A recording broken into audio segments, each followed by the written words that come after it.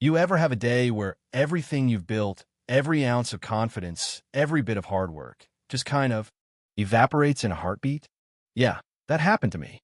I was standing there, slick with sweat in my fancy glass-walled conference room, watching the only person who could save my company packing up her things with such fury it made me flinch. My Japanese interpreter, face flaming red, just lit into my first in a rush of Japanese I barely followed.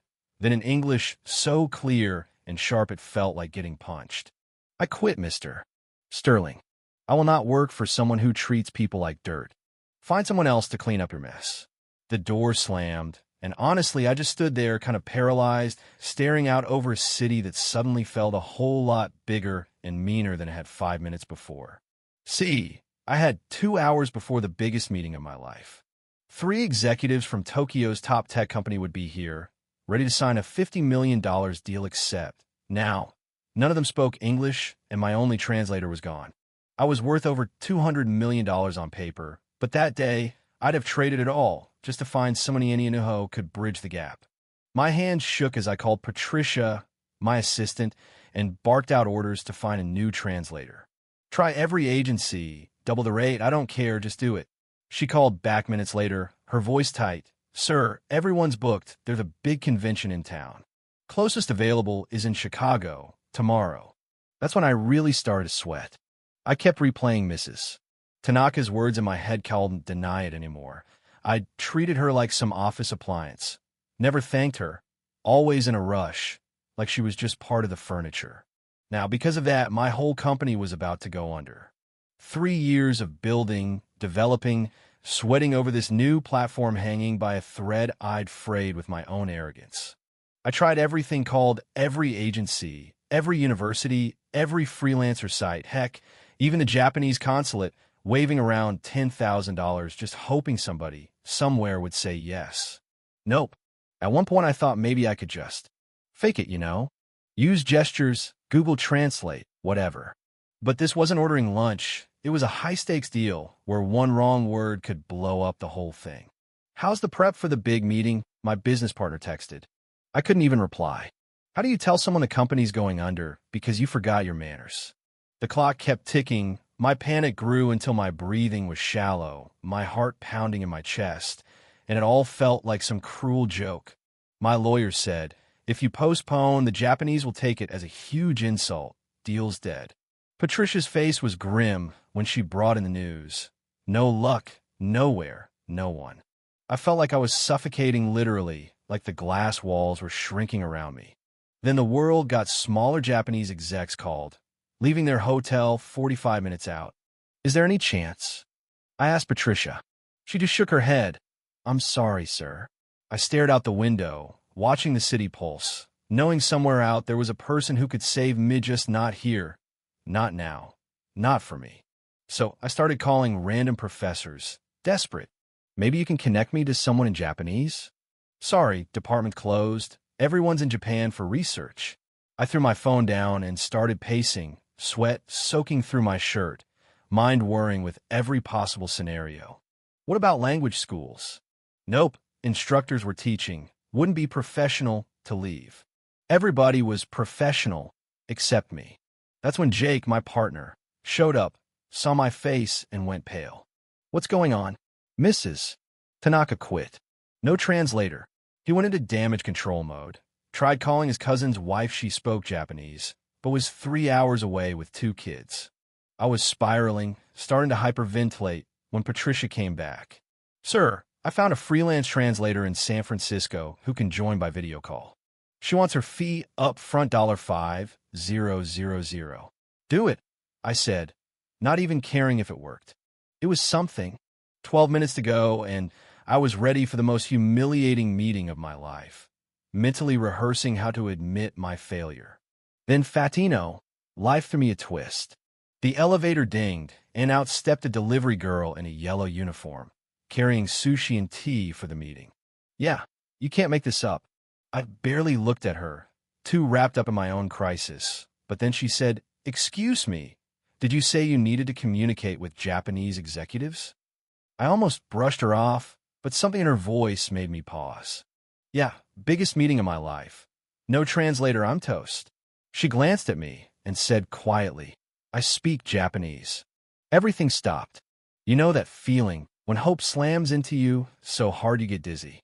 Turns out, Jasmine, her name tag, read, Jasmine Washington, wasn't just a delivery girl. She'd grown up speaking Japanese with her grandmother, graduated business school, was working 3 jobs to help her family. International business major, focus on Asian markets, wrote my thesis on Japanese corporate culture. Patricia handed her a contract.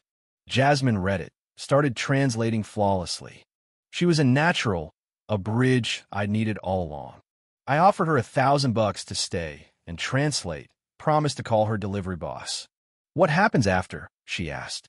I don't want to just go back to delivering food while you go back to being a millionaire.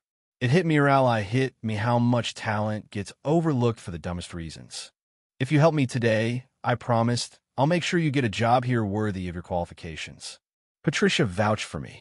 Jasmine agreed, threw on a spare blazer, dove into the meeting materials. 10 minutes later, the Japanese executives arrived in impeccable suits, serious faces, ready to walk if things looked off. Jasmine took the lead, handled the greetings with all the grace and precision of a seasoned diplomat. The execs were impressed, their guard came down, and suddenly the impossible meeting was flowing. Jasmine translating not just words, but intent, context, emotion. When the technical questions hit, she handled them without missing a beat, moving between languages, explaining details, building trust. At one point, the president of the Japanese company made a joke about Americans over-promising. Jasmine translated. I answered, she translated back, and the whole room laughed. The deal, which had been hanging by a thread, started to take shape. But then, a twist. Mr. Yamamoto, the president, said he'd only sign if Jasmine became the official point of contact. I looked at her, still wearing that too big blazer, and offered her the job of Director of International Relations right there. $90,000, benefits, the works. She accepted, and the deal was sealed. Over the next few weeks, Jasmine transformed our business coordinating teams, smoothing over cultural bumps, teaching me more about respect and long-term thinking than I'd learned in 15 years. My priorities shifted.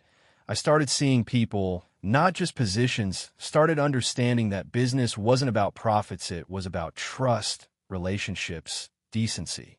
Then came the real test. Our biggest competitor sued us for patent infringement, threatening to destroy everything we'd built. Instead of folding, Jasmine helped me face the crisis head-on, full honesty with our Japanese partners. Their response? That doubled their investment, backed us legally, said welcome to the family.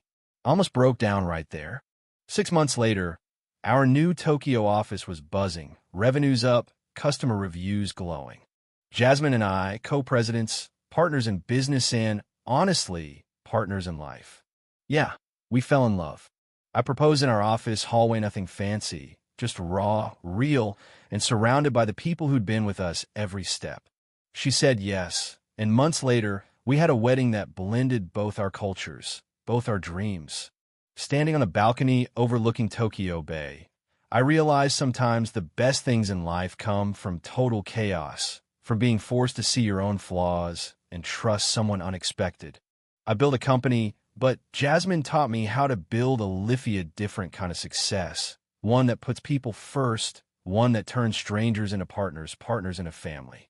So let me ask you, have you ever had your life changed by a stranger's kindness, by a moment of humility, by trusting someone you almost overlooked? Do you believe real success is about money? Or is it about relationships, respect, and the courage to change? And what moment would you remember most from this story, the panic attack? The meeting, the wedding, or the promise that we can all do better if we try? Drop your thoughts below. I can't wait to hear your take because, honestly, that's where the Real story begins.